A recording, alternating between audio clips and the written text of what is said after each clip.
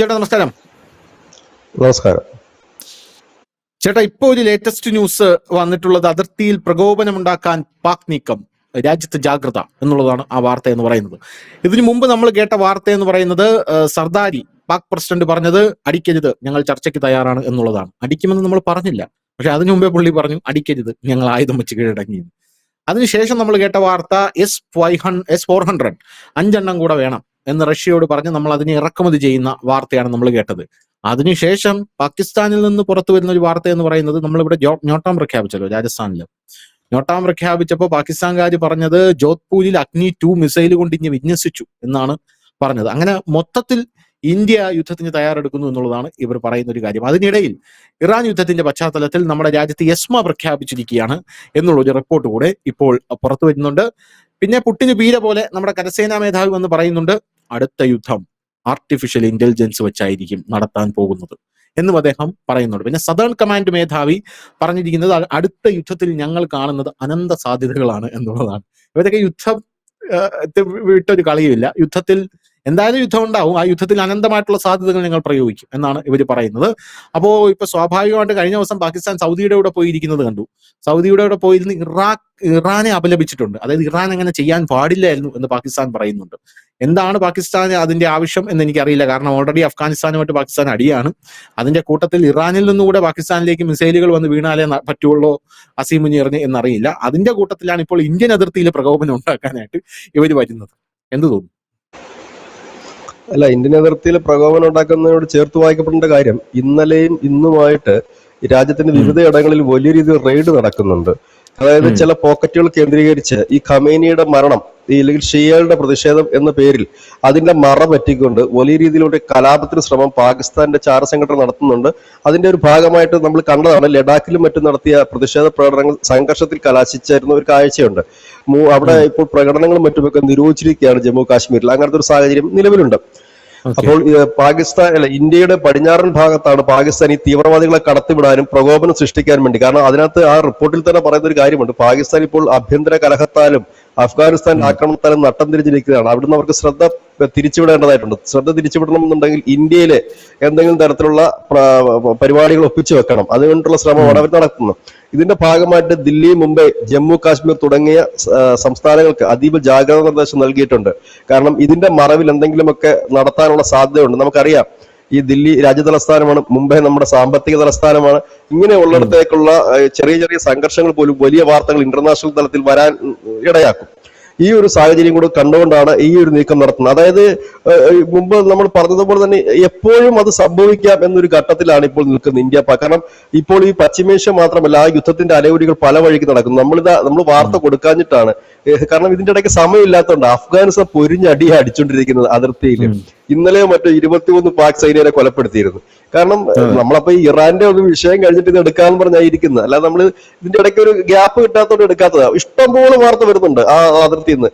നല്ല യുദ്ധമാണ് അവിടെ നടന്നുകൊണ്ടിരിക്കുന്നത്. അങ്ങോട്ടും ഇങ്ങോട്ടും ഒക്കെ കയറി അടിക്കുന്നുണ്ട്. ഇന്നലെ തെഹ്രിക്കെ താലിബാൻ ഖൈബർ പഖ്തൂൺ മേഖലയിൽ ഒരു മാരകമായ ആക്രമണം നടത്തി അവിടെയും പാക് സൈനികരെ കൊലപ്പെടുത്തിയിട്ടുണ്ട്. അങ്ങനെ പാകിസ്ഥാനിൽ വലിയ സംഘർഷം തന്നെയാണ് നടക്കുന്നത്. പിന്നെ ഇപ്പോഴത്തെ പിക്ചറിൽ പാകിസ്ഥാൻ ഇല്ല എന്നുള്ളത് കൊണ്ട് മാത്രമാണ് നമ്മൾ അതിനകത്ത് ആ ഒരു വാർത്തയിലേക്ക് ആരും പോകാത്ത. എനിക്ക് നമ്മൾ മാത്രമല്ല, ആരും എടുക്കുന്നില്ല ആ വാർത്തകളൊന്നും. കാരണം പാകിസ്ഥാൻ അത്ര ഒരു റീച്ച് ഉള്ളതല്ല ഈ സമയത്ത്, അതുകൊണ്ടായിരിക്കാം.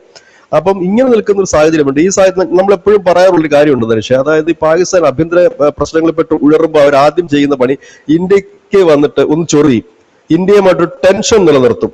ഇന്ത്യയുമായിട്ട് ടെൻഷൻ നിലനിർത്തി കഴിയുമ്പോഴത്തേക്കും ഈ ജനങ്ങളുടെ ശ്രദ്ധ മുഴുവൻ ഇന്ത്യൻ ബോർഡറിലേക്ക് പോകും, ഇല്ലെങ്കിൽ ഇന്ത്യക്ക് നേരെ പോകും.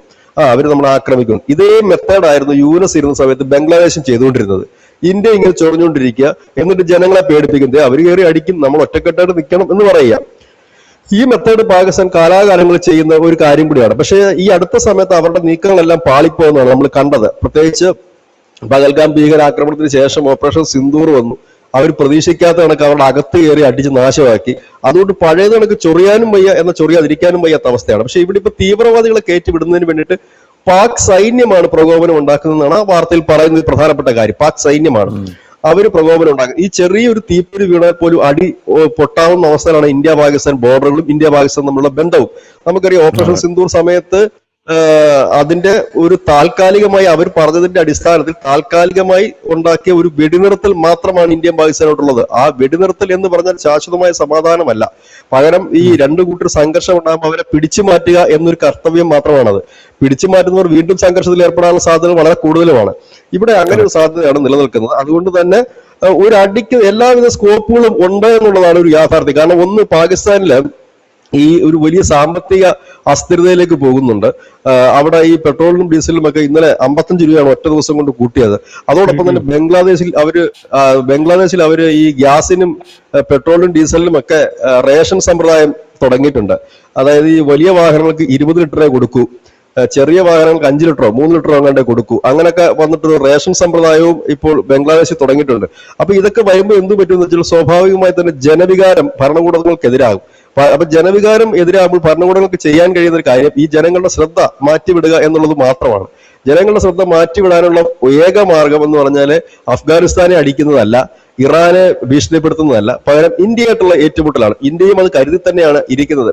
ഏതു സമയത്തും ഒരു സംഘർഷത്തിന് സാധ്യതയുണ്ട്. ഇതിന്റെ ഭാഗമായിട്ടാണ് ഇറാൻ അനുകൂലമായിട്ടുള്ള ഇറാന്റെ പ്രക്ഷോഭങ്ങളുമായിട്ടോ യുദ്ധസംബന്ധമായിട്ടുള്ള പോസ്റ്റുകള് ഒപ്പം തന്നെ സോഷ്യൽ മീഡിയ വീഡിയോകളൊന്നും തന്നെ ഇടരുത് എന്ന് കേന്ദ്ര സർക്കാർ മുന്നറിയിപ്പ് നൽകിയത്. ഇടരുത് എന്ന് മാത്രവുമല്ല, കേന്ദ്ര സർക്കാർ ഇന്നലെ ഒരു വലിയ പ്രഖ്യാപനം, എത്ര പേരെ ശ്രദ്ധിച്ചു എന്ന് എനിക്കറിയില്ല, വലിയ പ്രഖ്യാപനം വന്നു. 4 ആഴ്ചത്തേക്ക് എല്ലാ ചാനലുകളുടെയും മാർക്ക് റേറ്റിംഗ് എടുത്ത് ദൂരെ കളഞ്ഞു. അതായത് യുദ്ധം വിറ്റിന് നിങ്ങളാരും പൈസ ഉണ്ടാക്കണ്ട, ഇല്ലെങ്കിൽ യുദ്ധത്തെ വെച്ചിട്ട് നിങ്ങൾ ഗോസിപ്പുകൾ അടിച്ച് വെച്ച് റീച്ച് കൂട്ടണ്ട എന്നൊരു കർശനമായ നിർദ്ദേശം കൂടി അതിന്റെ ഭാഗമായിട്ടാണ് ഈ ബാർക്ക് റേറ്റ് 4 ആഴ്ചത്തെ എടുത്തു കളഞ്ഞു.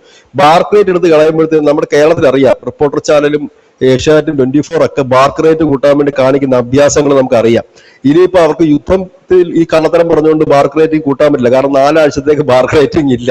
ബാർക്ക് റേറ്റിംഗ് ഇല്ലെങ്കിൽ പിന്നെ എന്ത് വാർത്ത കൊടുത്തിട്ട് എന്താണ്? ആ ബാർക്ക് റേറ്റിംഗ് കയറാൻ പറ്റില്ലല്ലോ. ഈ ബാർക്ക് റേറ്റിംഗ് വരുമ്പോഴാണല്ലോ വ്യാജ വാർത്തകൾ കൊടുക്കേണ്ടി വരുന്നത്. ഒരാൾ മരിച്ച 100 പേരെന്ന് പറയും, 100 പേര് മരിച്ച 1000 പേരെന്ന് പറയും, പിന്നെ ബോംബ് ഇട്ടില്ലെങ്കിൽ ഇട്ടെന്ന് പറയും. ഇങ്ങനെയൊക്കെയാണ് അതിന്റെ റേറ്റിംഗ് കിട്ടുക. കാരണം ജനത്തിനെ സംബന്ധിച്ച് പെട്ടെന്ന് ഒരു നിമിഷം മാറി മറിയുന്ന ഫ്ലാഷുകളും ബ്രേക്കിങ്ങുകളും അവരുടെ തലയിൽ പെട്ടെന്ന് കയറും.